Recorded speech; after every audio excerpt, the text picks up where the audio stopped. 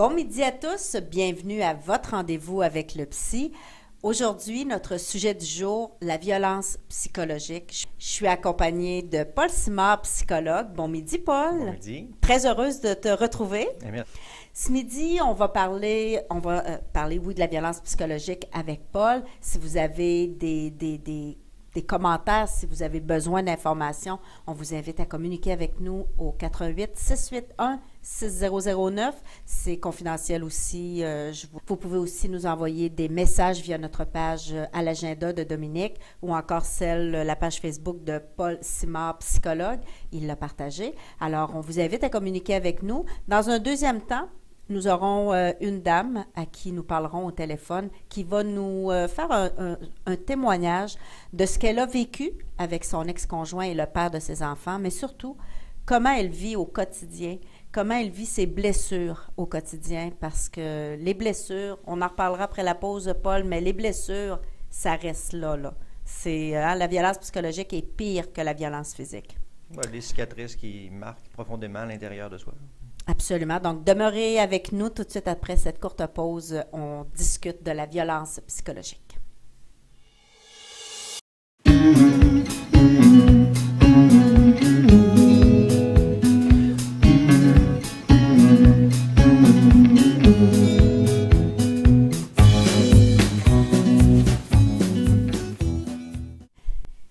Dans la violence psychologique, Paul, qu'on voit souvent en couple, qu'est-ce qui fait que la personne qui subit cette violence psychologique-là va demeurer là? Tu sais, il y a un cycle, il y a un cycle de violence. Qu'est-ce qui fait que la femme ou l'homme ne peut pas quitter la personne qui lui fait subir cette violence psychologique-là? Bien, la lutte de pouvoir, là où les gens se coltaillent, ou s'affrontent, ou se confrontent, là, c'est quelque chose que peu de couples vont dépasser. Il y a environ 80% des couples qui vont arrêter à cette étape-là de la lutte de pouvoir. Okay. Donc, de cette lutte-là, ben, ils vont se laisser ou ils vont être pris ensemble. C'est pour le meilleur et pour le pire. Hein? On reste ensemble. Même si on est pris, on est malheureux, pas grave. On s'est dit qu'on restait ensemble. Soit pour les enfants, soit pour la belle famille, soit pour les projets financiers de REER. Mais il y a beaucoup de gens qui se sentent pris.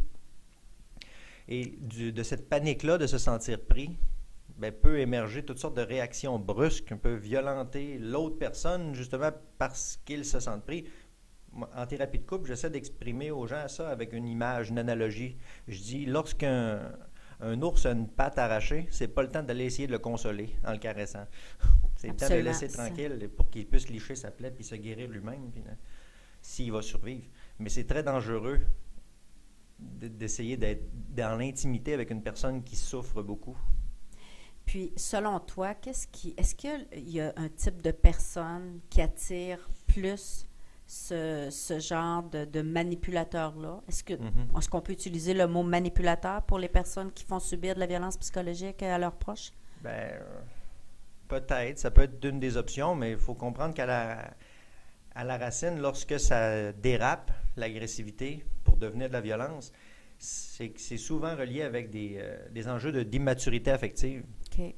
Le développement affectif, c'est quelque chose qui peut dérailler de manière ponctuelle. Ça peut être un épisode de violence, comme ça peut être de la violence chronique. Mais à la base, l'immaturité affective fait en sorte que la présence de l'autre devient insoutenable.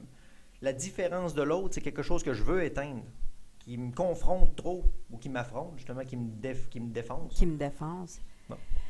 On en parlait quand on a commencé l'émission. La violence psychologique est pire, en tout cas selon moi, que la violence physique, parce qu'elle laisse des blessures qui paraissent pas, mais qui sont... Tantôt, quand on va parler avec la dame qui va nous témoigner, elle, ce qu'elle me disait, c'est que ces blessures, elle les porte au quotidien, là. Que ce soit quelqu'un qui lui fasse un commentaire, même si c'est pas méchant, ces blessures-là reviennent très souvent. Comment on fait pour vivre au quotidien avec des blessures? Est-ce qu'on arrive à en guérir? Oui, moi je crois On peut guérir, mais on n'oublie pas. Mhm. Une cicatrice, ça va laisser des zones de sensibilité. Il y avait une psychologue dans le début de la psychologie là, qui avait mis au point un terme qui s'appelle le syndrome du crustacé. Puis le syndrome du crustacé, c'est un peu comme un homard qui aurait la carapace coupée. Là. Bien, la chair en dessous va guérir moins rapidement que la carapace, que la chitine. Donc, comme la carapace au-dessus referme rapidement et se reforme, bien, la blessure qui est en dessous dans la chair, elle, va enfler, mais elle ne pourra pas bénéficier d'espace pour pouvoir se désenfler après. Elle va constamment frotter après la carapace qui a reformé et de là va créer de l'irritation, du pus, l'infection et finalement, on va trouver plus tard un homard décédé, mais qui a de l'air parfaitement en santé, mais il s'est empoisonné avec sa propre capacité de guérison extérieure. Mais c'est possible si on sait comment ouvrir quand c'est le temps et qu'on sait comment fermer quand c'est le temps. Ça fait partie des thèmes moi, que j'aborde beaucoup en thérapie de couple. Et qu'est-ce que tu veux dire quand on sait ouvrir puis qu'on sait fermer? Bien, il y a des personnes qui vont s'enfermer dans leurs blessures et qui ne communiqueront pas avec personne là-dessus. Et il y en a d'autres qui vont ne faire qu'un spectacle avec leurs blessures, qui ne prendront jamais le temps de se refermer sur soi pour décanter, pour mijoter, pour se retrouver. Donc, je crois que c'est une alternance entre, avec justesse, savoir s'ouvrir et savoir se refermer qui permet de traiter ces difficultés-là ou ces blessures-là de manière adéquate. Parce que, prenons comme exemple une femme qui subit de la violence psychologique. Des fois, c'est pendant des années, parce qu'il y a un cycle. Hein, il y a toujours là, le lune de miel. Oui, hein, ben oui, tu sais, je ne recommencerai pas, mais finalement, qu'ils reviennent dans la même histoire. Y a-t-il un élément déclencheur pour la prise de décision? C'est-à-dire, le matin où elle se lève puis qu'elle dit là, c'est terminé. Est-ce qu'il y a un élément ou quelque chose qu'elle va se faire dire, puis que toi, par exemple, tu vois souvent là, dans les couples qui arrivent, puis que la femme ou l'homme va dire, là, c'est assez, là, y a-t-il un élément déclencheur où ça va avec le temps, c'est différent pour chaque personne? Bien, souvent, moi, j'observe que c'est souvent pris dans une dyade de violence combinée. C'est pas toujours le cas, mais souvent, les deux vont s'entre-violenter d'une manière distincte. Soit par la privation, par exemple, de quelque chose. Moi, je t'embrasse plus. Mais tu peux faire ce que tu veux avec moi, tu peux me battre, mais je ne t'embrasse plus. Ou toutes sortes de petits micro-comportements. Je te fais plus les attentions que tu aimes. Ou je m'approche, je ne parle plus à tes amis. Il y a toutes sortes de petites violences sournoises qui peuvent être combinées ensemble et pour créer un climat complètement catastrophique. J'ai échappé ta question initiale. Bien, c'est-à-dire que je te demandais est-ce qu'il y a un élément déclencheur, parce que souvent, la femme ou l'homme qui est pris dans cette spirale-là veut s'en sortir, mais, puis moi, je les appelle manipulateurs, là, les gens qui font qui font subir de la violence psychologique, parce qu'ils ont tellement le tour de te rendre rien, de rendre la personne rien, là, qui font ce qu'ils veulent avec toi. Là. Donc, est-ce qu'il y a un élément déclencheur que tu vois régulièrement, puis tu te dis, bon, mais quand elle va avoir atteint ce quota-là, là, quand elle va avoir atteint cette étape-là, bien, c'est sûr qu'elle va passer, elle va prendre une décision, puis elle va le laisser. Ben non, parce que c'est pas vraiment, c'est pas une approche mathématique qui permet de sortir de ça. On ne peut pas dire, voilà, j'ai un certain seuil et lorsqu'il sera atteint, là je partirai. Souvent, c'est quelque chose qui... la décision de partir d'un couple où il y a beaucoup de violence qui s'en cumule, c'est basé après une crise. Sur là c'est assez. Après avoir été complètement humilié ou après avoir... C'est souvent lors de ces déchirures-là qu'il y a des tentatives de s'éloigner. Mais on sait que la lune de miel peut rembarquer assez vite, là, où avec les promesses, puis là, j'ai changé, puis là, je le ferai plus, puis il peut y avoir beaucoup de tentatives de manipulation. Mais moi, j'aime bien faire responsabiliser les gens. On pourrait dire que le point commun de ça, c'est qu'il y a comme un abandon de la responsabilité sur soi. Ça parce que l'autre réussit, à force de manipulation, à nous convaincre qu'il sait mieux que nous, qu'est-ce qui est bon pour nous. Là, j'y abandonne ma responsabilité. Puis quand on est... Par exemple, là, la personne qui est dans l'emprise là, de cette personne manipulatrice-là qui fait vivre de la violence psychologique, là, comment elle peut voir clair comment elle peut, même si ses amis, sa famille lui disent ça n'a pas de bon sens, elle se trouve sous l'emprise de cette personne-là. Comment elle peut s'en sortir? Il faut réapprendre à se responsabiliser sur soi puis écouter les signaux qui ne peuvent pas mentir. C'est-à-dire? Bien, la tête, elle est capable de mentir avec toutes sortes de scénarios imaginaires. Elle est capable de se faire convaincre aussi de mensonges. Alors que mes ressentis physiologiques, là, eux, ils ne peuvent pas mentir. Si je suis tendu, là, puis ah non, je suis pas bien, ça parle fort. Ou si j'écoute mes sensations aussi, puis ça me dit ah, moi, on dit que je suis bien avec cette personne-là. Donc, on pourrait dire de cette contraction-là ou de ce détente-là, c'est les deux mouvements de base qui sont des ressentis physiologiques qui ne peuvent pas mentir. Donc, réapprendre à se faire confiance, il faut d'abord apprendre à s'observer soi-même. C'est redevenir important à ses propres yeux, puis valoriser nos réactions là, physiologiques réelles. Est-ce que je suis tendu ou est-ce que je suis bien avec cette personne-là? Est-ce que tu penses, Paul, qu'une personne qui est dans cette spirale-là peut être assez objective ou être assez bien pour réaliser cette différence-là où elle a besoin de consulter, elle a besoin d'aide d'un professionnel? Bien, la souffrance, ça distorsionne les pensées en haut, mais ça ne distorsionne pas le ressenti. Mais souvent, les gens, ils vont abandonner leur ressenti quand ils souffrent. Fait que oui, une aide psychologique ou une aide extérieure tout court va permettre de porter à nouveau un regard là, sur l'entièreté de la personne. Puis on voit que les gens se sont souvent emprisonnés dans leur tête, là, dans leurs idéaux, comme un refuge pour se protéger. Et moi, j'aime bien dire aux gens, quand je vois des couples là, comme ça, dans le cas de violence conjugale, je leur dis, c'est bien d'avoir un refuge. Mais c'est parce que si le bas de la tour du refuge est en feu, ça ne sert à rien de se réfugier en haut de la tour. Absolument. Dans le monde de l'idéal puis les pensées. Parce que là, c'est en feu, c'est le temps de sortir de la tour. Puis, qu'est-ce que tu penses du conjoint ou de la conjointe qui va menacer la personne à qui il fait vivre la violence psychologique? Ben là, tu sais, les enfants, tu verras plus les enfants, je vais dire que tu es folle. Parce qu'à un moment donné, veut pas, là, la personne là, qui est dans cette spirale-là là, a plus d'estime de soi d'abord.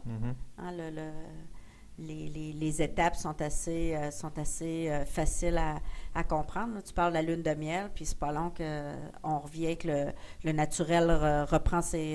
Bien, il y a une lutte de pouvoir qui apparaît, puis ensuite, il va y avoir soit une séparation ou une soumission.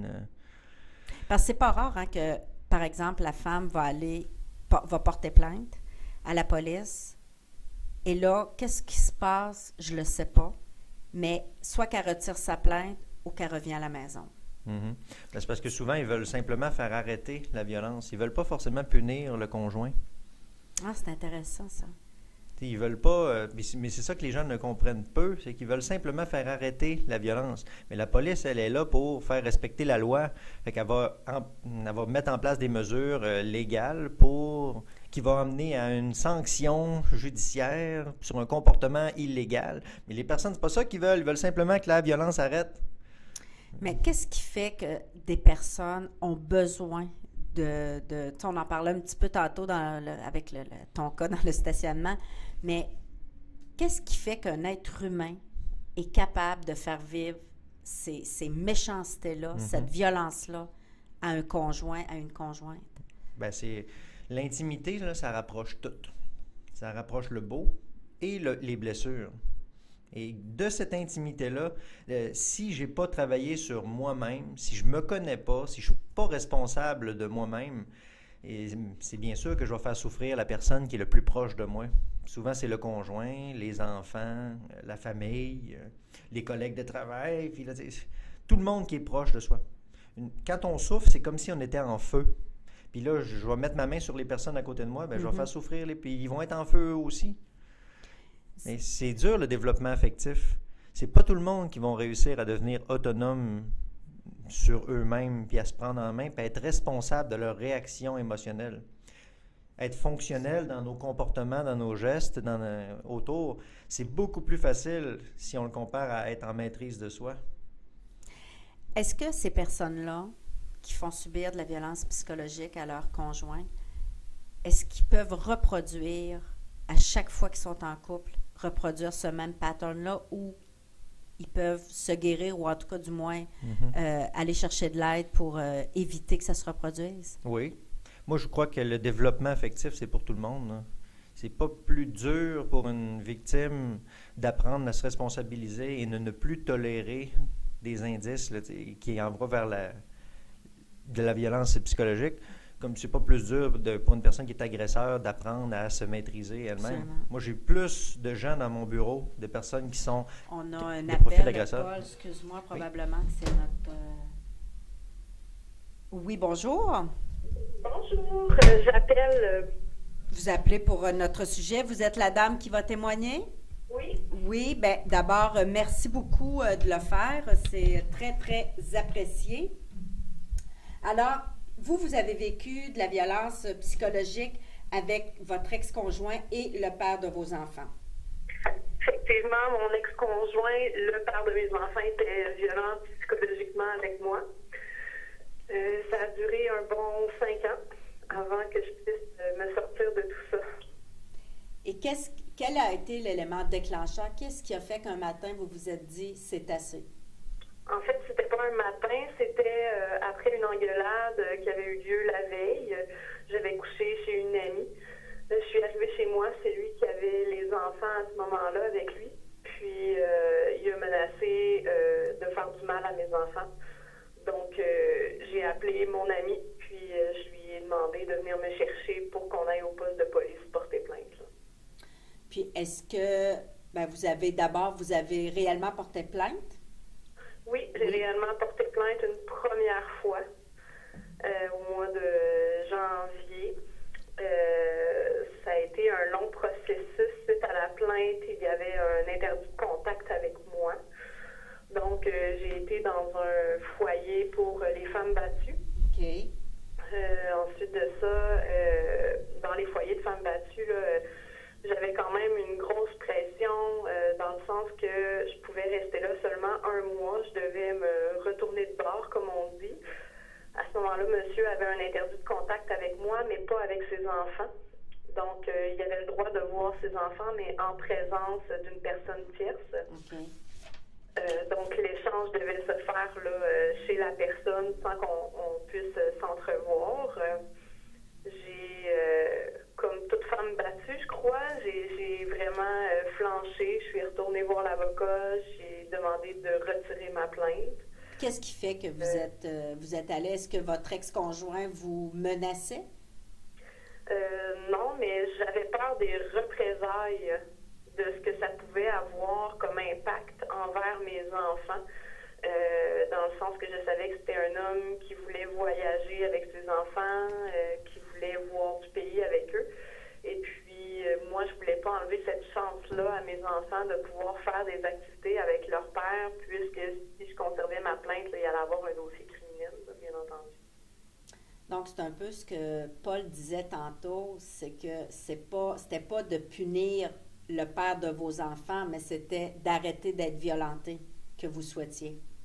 Effectivement. Je croyais que le message avait passé. On a repris ensemble pour la Xème fois. On s'entend qu'il y avait eu plusieurs ruptures auparavant, mais que je fasse les démarches envers la police, c'était la première fois. Donc, un mois plus tard, j'ai regagné mon appartement avec mes enfants et mon conjoint dans ce temps-là, cet homme-là. Ça a duré un mois. Où est-ce que le cycle de la violence était plus là dans la maison. Par contre, après un mois, c'est revenu de plus belle. Ce qu'on appelle la lune de miel, là. Vous avez été en lune de miel pendant un mois? Oui, j'ai été en lune de miel pendant un mois. Mais après la lune de miel, ça a été le calvaire. Ça a été 100 fois pire que ce qu'il avait déjà fait. Il s'est mis à être violent physiquement envers moi, mais aussi envers les objets. Il a détruit un ordinateur à coups de pied, une télévision à coups de marteau. Il a brisé mes meubles de vêtements à moi. Il a déchiré mes vêtements. J'avais vraiment peur pour moi puis mes enfants là, à ce moment-là. Là.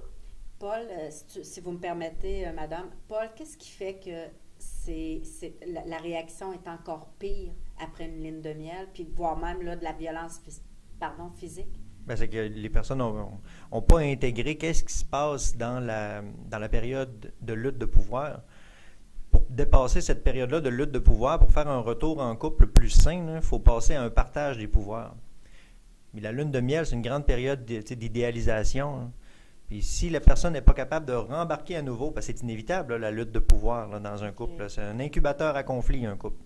Mais si la personne n'est pas capable de passer à partager avec l'autre à la fois ses besoins et ses mécontentements, bien, c'est sûr qu'elle va monter le volume. C'est quelque chose, c'est une histoire que la personne raconte qui est extrêmement fréquente, qui est très retrouvée.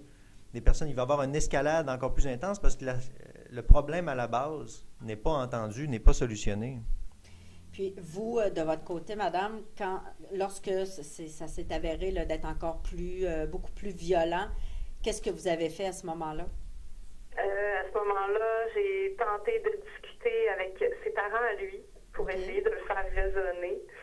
Ce qui semblait avoir fonctionné. Monsieur a décidé d'aller suivre une thérapie pour la violence, était prêt à s'impliquer dans une thérapie de couple.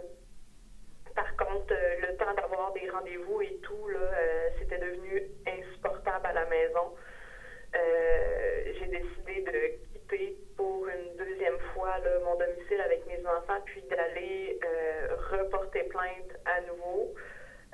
Mais cette fois-ci en demandant là, un mandat de paix également, puis en demandant un échange à la maison de la famille pour avoir aucun contact là, avec les gens qui l'entourent. Là. D'accord. Puis maintenant, parce que lorsqu'on s'est parlé avant l'émission, vous me disiez que c'était que vous viviez encore avec vos blessures à chaque jour. Parlez-nous un peu de votre quotidien. En fait, cette rupture-là a eu pour moi un impact positif, mais aussi une grosse remise en question sur qui j'étais vraiment. Parce que pendant 5 ans, il faut comprendre que j'ai été humiliée, j'ai été battue, j'ai été psychologiquement descendue 6 pieds sous terre. J'étais vivante de corps, mais plus d'esprit. J'ai dû me reconstruire petit peu par petit peu, puis à chaque fois que j'avais un homme qui était là dans ma vie, pour moi, dès qu'il me disait quelque chose, c'était négatif, puis pourtant, c'était au contraire pas négatif, là, c'était quelque chose qui était positif, mais je voyais seulement l'envers de la médaille. Donc, même encore aujourd'hui, c'est de prendre sur moi puis d'arrêter de voir juste le négatif, parce qu'on s'entend, quand je l'ai quitté, j'étais une moins que rien, excusez-moi les termes, là, mais une grosse vache, une salope, une charrue, donc je les ai tous entendus. Puis, à force de se le faire dire, on y croit. Bien, absolument. On y croit à ces mots-là, puis de devoir passer par-dessus ça, puis de me dire non, je suis pas comme ça, je suis une femme enjouée, je veux que mes enfants puissent profiter de la vie autant que moi, j'ai envie d'en profiter maintenant. Donc, c'est vraiment de sortir le négatif de toute situation, puis de penser au positif. Là. Donc, c'est une lutte quotidienne. À tous les matins, quand je me lève, je me regarde dans le miroir, puis je me dis, bon, ben aujourd'hui, on va accomplir ça, puis ça va bien aller. J'ai plus personne qui me dit tu pourras pas le faire parce que tu es une pas bonne. Au contraire, je me suis entourée de gens qui m'appuient, qui sont là avec moi au quotidien puis qui comprennent la personne que je suis maintenant. Bien, félicitations, bravo. Puis dites-moi en terminant, est-ce que vous avez un nouvel amoureux dans votre vie? J'ai quelqu'un avec qui je discute présentement. Je voudrais avoir un amoureux pour moi en ce moment. C'est dur de faire confiance à quelqu'un quand on a vécu ça. Donc, c'est vraiment d'y aller étape par étape et voir si la personne est capable de vivre avec une personne qui a ces blessures-là aussi. Parce qu'à chaque jour, c'est un peu comme si on mettait la colle crise igloo sur mon cœur, si on peut dire ça comme ça. Donc, à chaque jour, là, c'est de faire des petits pas. Donc, j'ai besoin d'avoir quelqu'un dans ma vie qui va m'aider à faire ces pas-là. C'est pas des pas de géant, mais un jour, on va finir par arriver là, au point où on va être un couple. Mais en tout cas, je l'espère. Mais cette personne-là, pour moi, se doit de comprendre mes blessures là, avant toute chose. Est-ce que vous avez raconté à cette nouvelle personne dans votre vie ce qui vous est arrivé? Oui, dès le départ, c'était clair pour moi que je me devais de lui dire comment je me sentais puis comment c'était, parce que la violence verbale et la violence psychologique, j'en vis encore avec cette personne-là, qui est le père de mes enfants. Donc, pour moi, c'est important que cette personne-là sache ce que mon ex-conjoint me fait vivre au quotidien aussi, encore aujourd'hui. Même s'il y a eu des mandats de paix, même s'il y a eu des choses comme ça, j'ai décidé de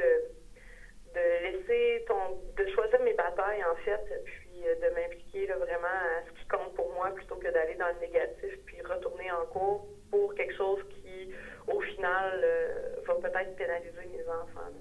Absolument. Et vos enfants, comment ils vivent avec je dirais, pas une aventure, mais comment ils vivent avec cette expérience de vie-là? En fait, mes enfants, je vous dirais, il y a 2 ans, je les ai encore, je les ai, mais en fait, il y a 2 ans, j'ai porté plainte à la DPJ contre monsieur parce qu'il faisait de l'aliénation parentale. Faut savoir que quand ton enfant qui a 3 ans à l'époque arrive à la maison puis qu'il dit « Maman, t'es juste une grosse vache », ça fait mal au cœur. J'ai porté plainte, il a été 8 mois sans voir ses enfants toute seule. Il les voyait seulement à la DPJ.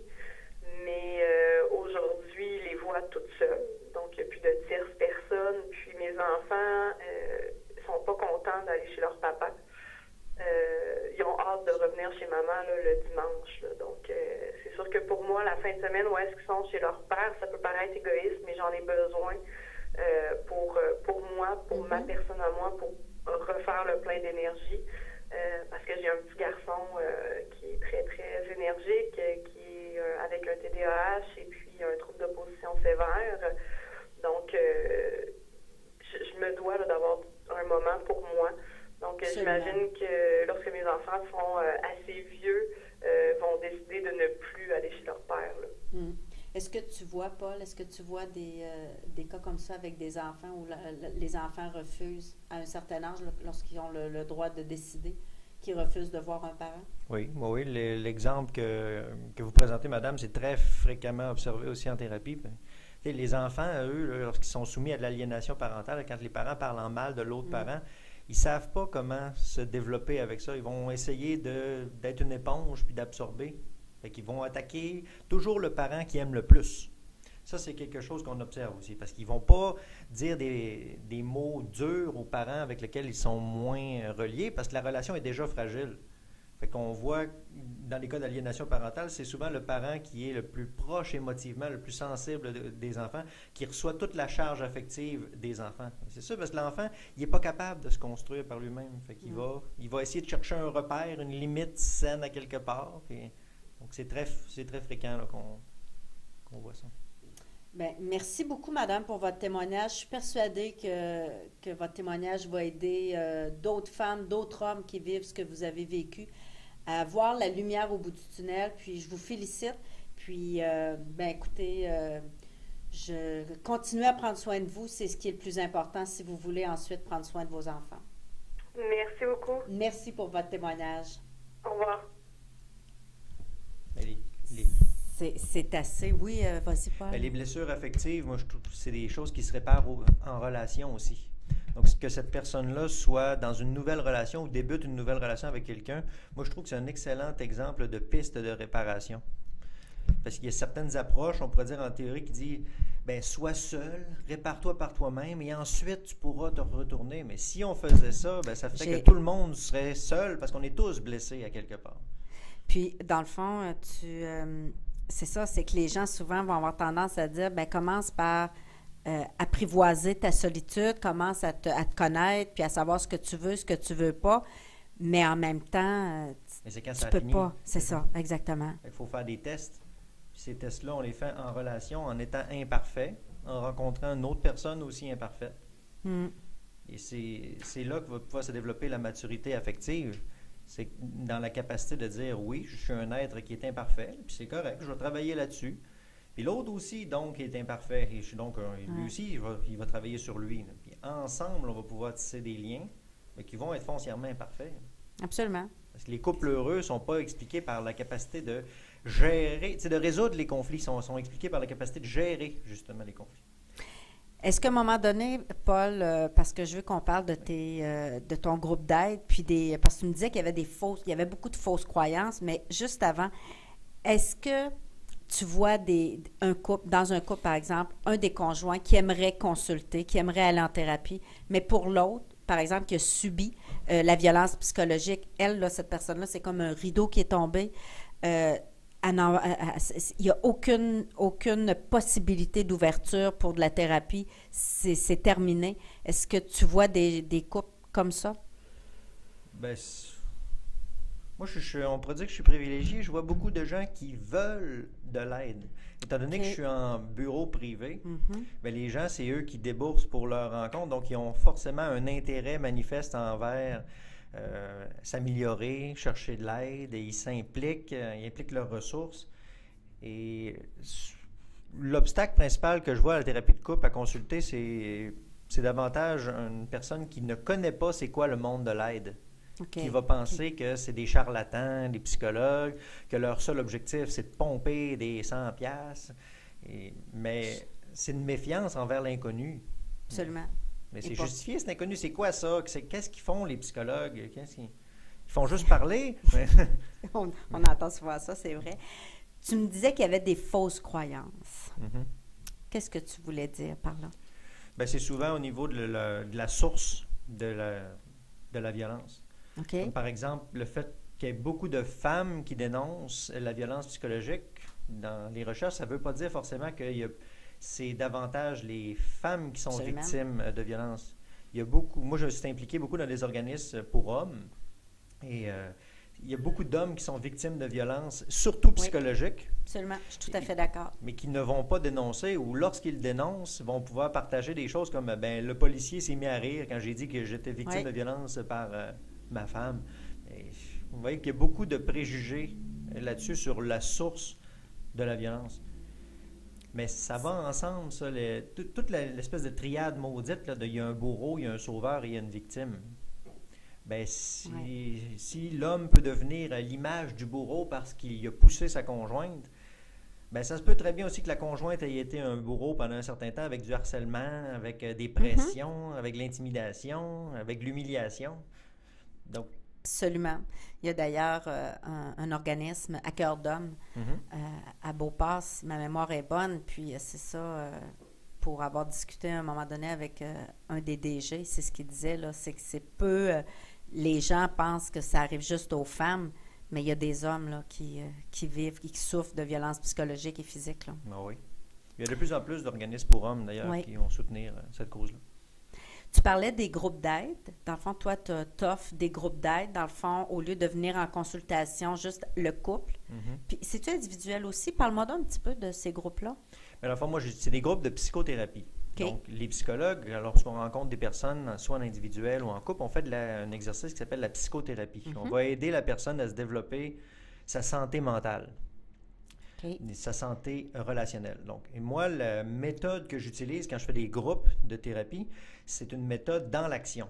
Ça veut dire qu'on ne va pas tout être assis à faire ah, OK, ouais, parle, puis je t'écoute. On va prendre une scène où les personnes vont se sentir pris, comme par exemple, si c'est un moment d'intimidation, quand une personne a été poussée, bien si la personne le souhaite, elle veut travailler cette scène-là parce qu'elle se sent pris, bien, on va pouvoir la recréer dans l'action avec les autres membres du groupe. Symboliquement, on va attribuer des rôles là-dedans et on va repartir à la scène. Sauf que là, on est en thérapie. On peut peser sur pause à tout moment, on peut reculer, on peut apporter de l'aide qu'on n'aurait pas eu. Et étant donné qu'on est dans l'action, qu'on est debout, eh bien, les personnes vont vivre les vraies émotions qu'ils vivaient à cette époque-là. Le corps est mobilisé au complet. C'est pas seulement la tête qui est mobilisée comme une thérapie, on pourrait dire individuelle, où on va dire la personne va se présenter comme elle peut, alors que là, le corps parle en entier. Là. Puis, dans le fond, les gens qui participent, est-ce que ce sont ceux qui subissent la violence psychologique ou ce sont eux qui la font subir ou les deux? Bien, les deux types de personnes? Ça peut être les deux parce que le point commun des gens, moi, que j'accepte pour réunir dans ces groupes-là, c'est le développement affectif et l'estime de soi. Donc, peu importe sous quel angle les personnes veulent s'intéresser au développement des habiletés relationnelles et le développement de l'estime de soi, ils sont en principe les bienvenus. Et moi, je fais une entrevue là, de présélection là, pour m'assurer que les gens ne se heurtent pas tous au même problème et qu'ils se heurtent, qu'il ne va pas avoir non plus quelqu'un qui va intimider une personne trop fragile. Absolument.